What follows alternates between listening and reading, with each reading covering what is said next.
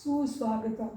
आज मैं आपके लिए एक महत्वपूर्ण निबंध महाकवि कालिदास लेकर उपस्थित हूँ। तो देखिए, महाकवि कालिदास निबंध।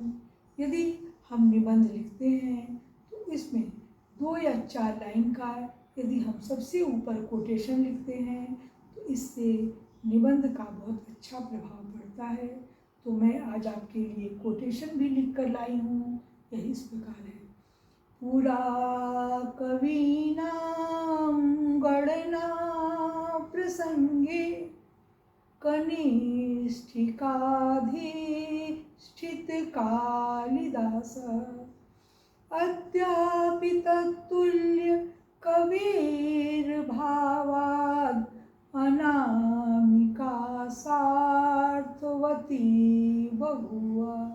इसका अर्थ है, पूरा प्राचीन काल में कवीनाम गणना प्रसंगे, कवियों की गिनती के प्रसंग में कनिष्ठिका अधिष्ठित, कनिष्ठिका उंगली पर कालिदास अधिष्ठित, महाकवि कालिदास अधिष्ठित हुए। अद्यापि आज भी तत्तुल्य उनके समान कवेर भावाद, कवियों के अभाव होने से अनामिका सार्थवती बभूव, अनामिका उंगली खाली हो गई। कहने का तात्पर्य यह है कि जब प्राचीन काल में कवियों की गिनती हो रही थी तो सर्वश्रेष्ठ कवि कौन है? तो महाकवि कालिदास का नाम कनिष्ठिका उंगली पर, इस छोटी उंगली पर आया। इसके बाद कवि कौन है? तो ये अनामिका उंगली, जिसको हम रिंग फिंगर कहते हैं, वह उंगली खाली रह गई। अब इसमें अगर कनिष्ठक का अधिष्ठित अगर लंबा वाक्य लग रहा है तो आप इसको तोड़ के याद करिए, कनिष्ठिका और अधिष्ठित। इसी तरह से यदि कवेर भावाद आपको कठिन लग रहा है याद करने में तो कवेर विसर्ग का र हो गया और इसमें र में अ है तो अभावाद, कवेर अभावाद याद करेंगे तो आपको जल्दी याद होगा। अब देखिए वाक्य पहला, संस्कृत भाषायाः सर्वश्रेष्ठ कवि कालिदासः अस्ति। संस्कृत भाषा के सर्वश्रेष्ठ कवि कालिदास अस्ति हैं। महाकवि कालिदास कवि कुल शिरोमणि अस्ति। महाकवि कालिदास कवि कुल, कवियों के कुल में, शिरोमणि सिर में मणि के समान अर्थात सर्वश्रेष्ठ रत्न के समान हैं। सह मम प्रिय कवि अस्ति। सह वह, मम मेरे, प्रिय कवि अस्ति का अर्थ है वह मेरे प्रिय कवि हैं। कालिदासस्य जन्मभूमि उज्जयिनी इति मन्यते। कालिदास की जन्मभूमि उज्जयिनी, उज्जैन, इति मन्यते, ऐसा माना जाता है। महाकवि कालिदासः महाराज विक्रमादित्यस्य सभाकवि आसीत्। महाकवि कालिदास महाराज विक्रमादित्य के सभाकवि, सभा के कवि आसीत् थे। सः विक्रमादित्यस्य नवरत्नेषु एकः आसीत्। सः वह कौन? महाकवि कालिदास विक्रमादित्यस्य, विक्रमादित्य के नवरत्नेषु, नवरत्नों में एकः आसीत्, एक थे। कालिदासस्य विवाहः, कालिदास का विवाह विद्योत्तमा नाम की राजकन्या सह, राजकन्या के साथ अभवत हुआ। कालिदासेन रचिता, कालिदास के द्वारा लिखे गए सप्त ग्रंथा, सप्त का अर्थ है 7 ग्रंथा, ग्रंथ 7 ग्रंथ प्रसिद्ध हैं। महाकवि कालिदासेन, महाकवि कालिदास ने त्रीणि नाटकानि, 3 नाटक, विरचितानि लिखे।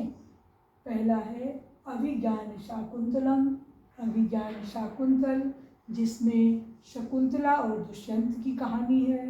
दूसरा है विक्रमोर्वशीय, विक्रम और उर्वशीयम मिलकर विक्रमोर्वशीयम बना है। इसमें विक्रम और उर्वशी की कहानी है। और तीसरा मालविका अग्निमित्र, इसमें मालविका और अग्निमित्र की कहानी है। कालिदासस्य प्रकृतिचित्रणम् अतीव मनोहारी अस्ति। महाकवि कालिदास का प्रकृति चित्रण, जो प्रकृति हमारे आसपास है उसका चित्रण अतीव, अतीव का अर्थ है अत्यधिक, मनोहारी मन को हरने वाला अर्थात अत्यधिक सुंदर अस्ति है।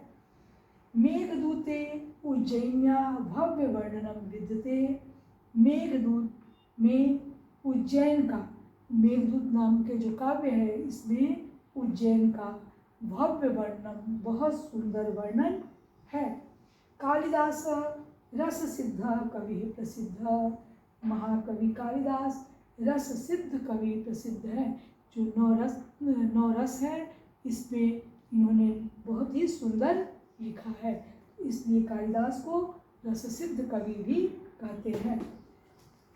संस्कृत साहित्ये महाकवे कालिदासस्य स्थानम अद्वितीयम अस्ति। संस्कृत साहित्य में महाकवि कालिदास का स्थान अद्वितीय है। अद्वितीय का अर्थ होता है इसके समान दूसरा किसी का स्थान नहीं है। कालिदासस्य उपमा प्रयोगः अपूर्वः अस्ति। कालिदास का उपमा प्रयोग का अर्थ जो उन्होंने जिस चीज़ से उपमा दी है ऐसा जो इन्होंने प्रयोग किया है वह अपूर्व का अर्थ होता है अनोखा है। जर्मन कवि गेटे तस्य रचनां पठित्वा हर्ष विभोरः जाता। जर्मन कवि गेटे ने उनकी रचना पठित्वा, उनकी रचना को पढ़कर हर्ष विभोरः जाता, खुशी से झूम उठे। अतः कथ्यते, इसलिए कहा जाता है, पुष्पेषु चंपा नगरीषु लंका निर्वरेषु रामः कवि कालिदास। फूलों में चंपा का फूल बहुत सुंदर माना जाता है। नगरों में, शहरों में लंका नगरी को श्रेष्ठ माना जाता है।